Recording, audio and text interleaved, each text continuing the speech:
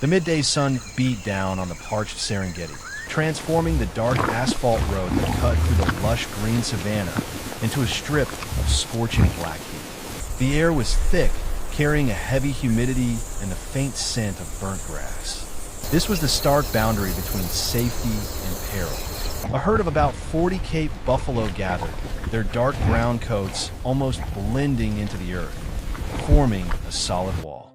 Yet, this unity was compromised by a fatal weakness. A short distance from the herd, right beside the asphalt road's edge, stood Keto, a frail young calf, paralyzed by fear. Facing Keto, standing on the sizzling hot asphalt, was Zira, a lone lioness with glowing amber eyes and a lean, muscular body. Zira was unhurried. She knew she held the advantage. She paced on the flat road surface, a place where she could launch her attack at maximum speed. Standing between Keto and Zira was Maisha, the mother buffalo. Maisha growled, her old, worn horns aimed forward, but she knew this was a confrontation she was unlikely to win. Under Zira's pressure, Maisha had been separated from the herd's protective circle. Her eyes pleaded for help, but the adult buffaloes responded only with the cold logic of the law of survival. The life of one could not be traded for the safety of the entire herd. From a distance on the straight asphalt road, a small white and blue speck was speeding toward them. It was David, a veteran park ranger, who was desperately blaring his car horn to cut through the deadly silence. He knew he had only seconds to change the predetermined fate. The sun reached its zenith, making the air blisteringly hot. Zira decided it was time to act. The lioness lowered herself, her muscles coiling like springs, and executed a first feigned charge. She didn't rush straight at Maisha, but pretended to aim for the mother's flank, forcing Maisha to react fiercely. The mother buffalo roared, hooking her horns into the empty air. The fake attack achieved its purpose. It frayed Maisha's nerves to the breaking point while demonstrating the imminent danger to the herd. Before Maisha could recover, a low, decisive sound resonated from the center of the formation.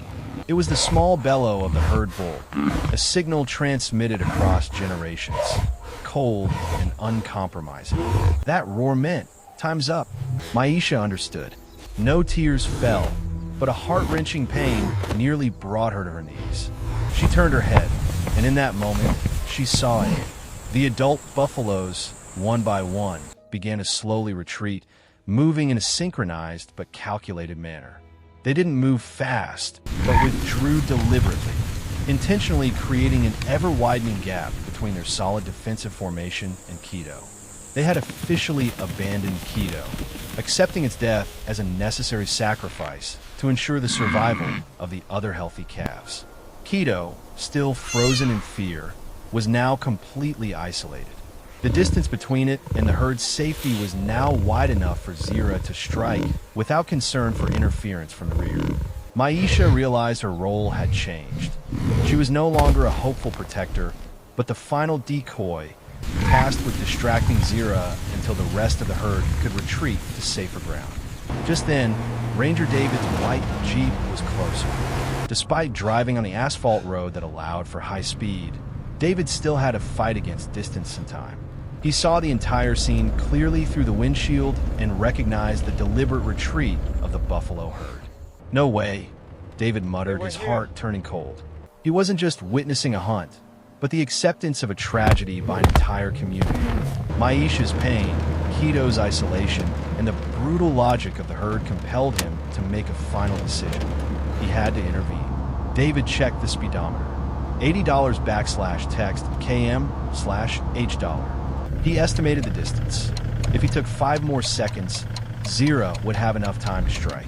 He floored the accelerator, trying to shave off those 2 precious seconds, simultaneously placing his hand on the horn and the emergency lights. All hope now depended on the speed of the Jeep and the surprise he could create. David had no time left to hesitate. The Jeep roared down the hot asphalt road, creating a loud engine sound in the bright sunlight. He watched Zira through the windshield. The lioness had decided. She crouched low, preparing for a direct pounce on Keto. Maisha let out a desperate bellow, ready to sacrifice her life in defiance. This is the only chance, David thought. He slammed on the horn repeatedly, the deafening, ear-splitting sound echoing across the silent savannah. At the same time, he switched on the headlights and emergency lights at full power. The powerful light from the vehicle, combined with the midday sun, reflected intensely off the dark asphalt road, creating a blinding, bizarre glare.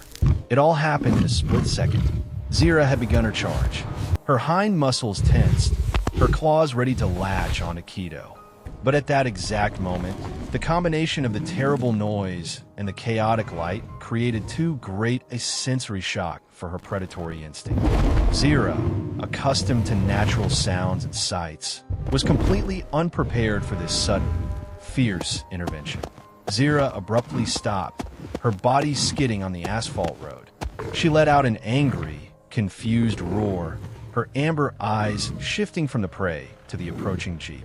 Her survival instinct told her that human intervention, especially in this manner, signaled a threat greater than any buffalo. The moment Zira was distracted was the vital opportunity Maisha had been waiting for. The mother buffalo didn't think. She used all her strength to deliver a strong, decisive shove to Keto's flank. The push, though painful, broke the calf's state of paralyzed fear. Keto was propelled back toward the grass, where the herd was waiting. Keto, as if awakening from a trance, saw the gap to safety. It didn't look back at its mother, it just ran. It ran with all its remaining strength across the hot asphalt road and into the protective circle of the buffalo herd. David, with skillful driving, kept his Jeep in the perfect position, forming a metallic barrier between Zira and Keto. He slowly drove closer to Zira's position, continuously keeping the horn blaring and the lights on. Zira knew she had failed. The prey was gone, and the danger from this noisy metal box was getting too close.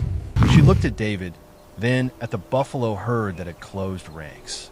With a frustrated growl, Zira reluctantly leaped off the asphalt road, retreating into the thick bushes in the distance, vanishing from sight.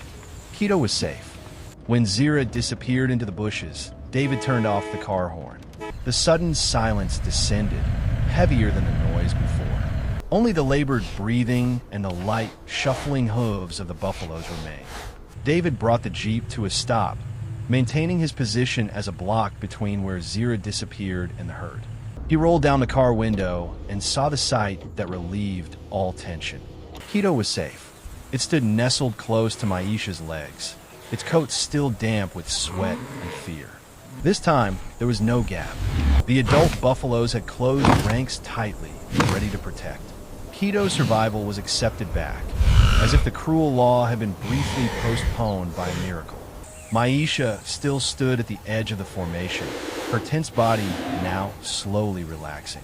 She looked toward the bush where Zira had retreated, then slowly turned her head. Maisha's gaze settled on David. It was a strange moment.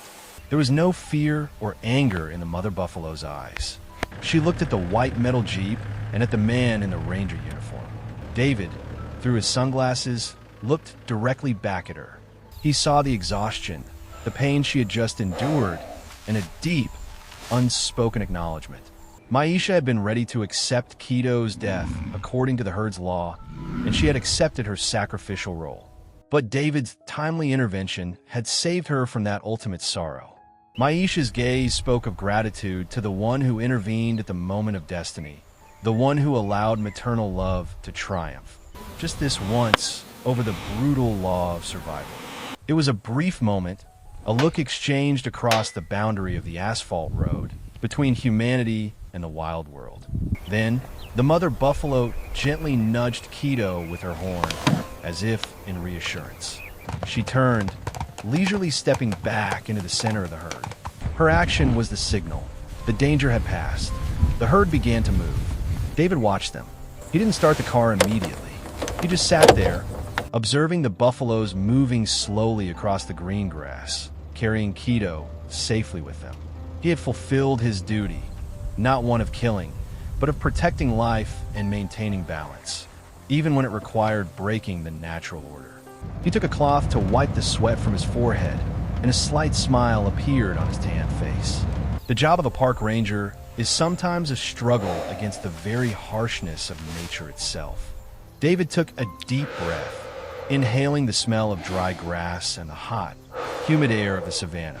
He started the Jeep, the familiar engine sound ringing out again, but this time it carried a sense of peace, not alarm.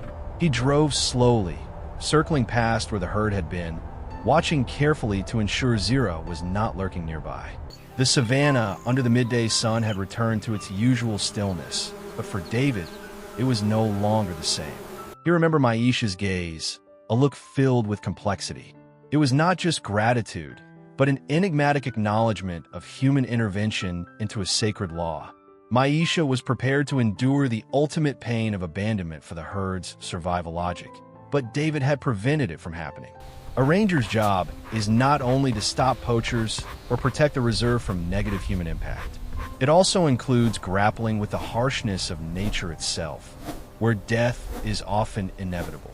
However, David believed that, when possible, the protection of maternal love and a weak life was a necessary humanitarian act. He had used the elements of the modern world itself, the asphalt road, the noisy motor vehicle, to create a fragile moment of balance, allowing Maisha to keep her calf.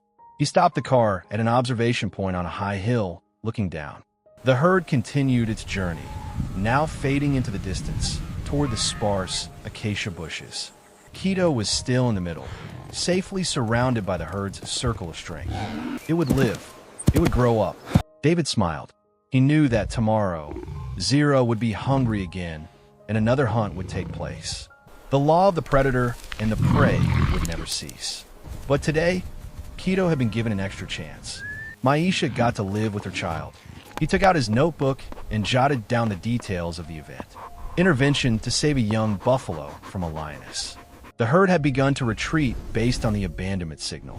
Action intended to disperse the confrontation, causing no harm to the wildlife. Having completed his work, David drove the Jeep onward. The asphalt road was still scorching under the sun, but now it was no longer the boundary of tragedy, but the path leading to the continuation of life. The story of Keto the calf, Maisha the mother, and David the ranger had concluded. It stood as a reminder that in the wild kingdom, even when the law of survival is brutal, sometimes the timely intervention of compassion can redraw the line between life and death.